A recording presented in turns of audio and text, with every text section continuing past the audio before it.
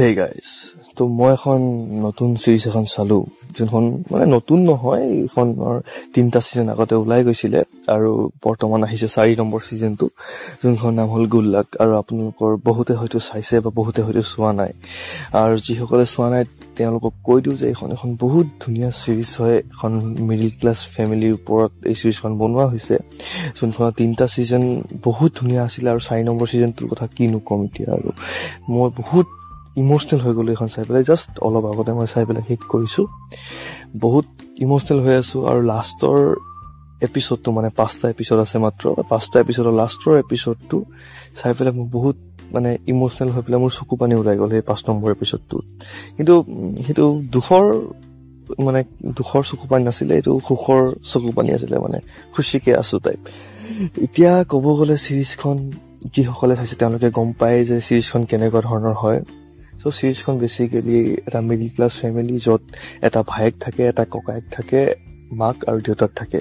এই 4জনৰ ফেমিলিৰ ওপৰত গোটেই চিৰিজখন বনাই, য'ত মানে চবেই ৰিলেট কৰিব পাৰে যোনখন চিৰিজৰ লগত।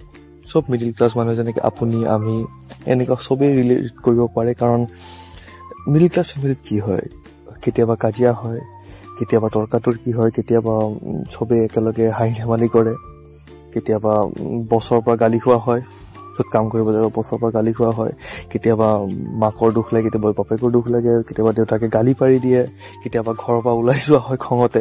তো এনেকুৱা ধৰণৰ গোটেই কথাবোৰ আপোনালোকে সেই চিৰিজখন দেখা পাব। আৰু বহুত ধুনীয়া চিৰিজ, আৰু চিৰিজখন বনাইছে TVFৰ ফালৰ পৰা, আৰু গম পায় TVFৰ ফালৰ পৰা সকলো চিৰিজ ভালেই থাকে, গতিকে বহুতেই ভাল লাগিছে চিৰিজখন।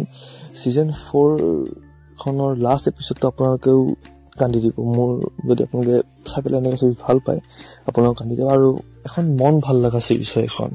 আৰু যদি চোৱা নাই তেন্তে নিশ্চয় চাই ল'ব। প্ৰথম 3টা চিৰিজ চাই ল'ব, ছিজন 1, ছিজন 2, ছিজন 3।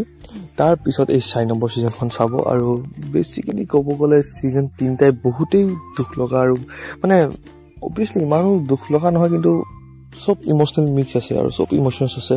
ক'ৰবাত কেতিয়াবা ভাল লাগে, কেতিয়াবা দুখ লাগে, যেনেকৈ আমাৰ নৰ্মেল ফেমিলিৰ লগত হয়, কেতিয়াবা হাঁহি, কেতিয়াবা ধেমালি, কভি খুশি কভি গম টাইপ।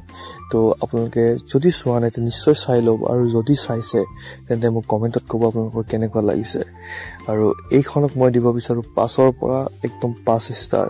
কাৰণ এই চিৰিজখনত চবেই নিজৰ কাম পুৰা পাৰফেক্টলি কৰিছে। ডাইৰেক্টৰে ডাইৰেকশ্যন ভালকৈ কৰিছে, এক্টৰবোৰে এক্টিং ভালকৈ কৰিছে।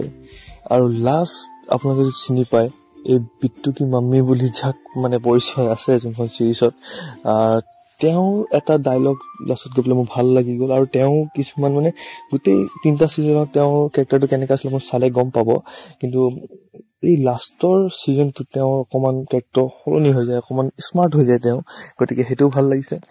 গতিকে নিশ্চয় চোৱা নাই যদি নিশ্চয় চাই ল'ব, একদম মিছ কৰা চিৰিজ নহয় এখন।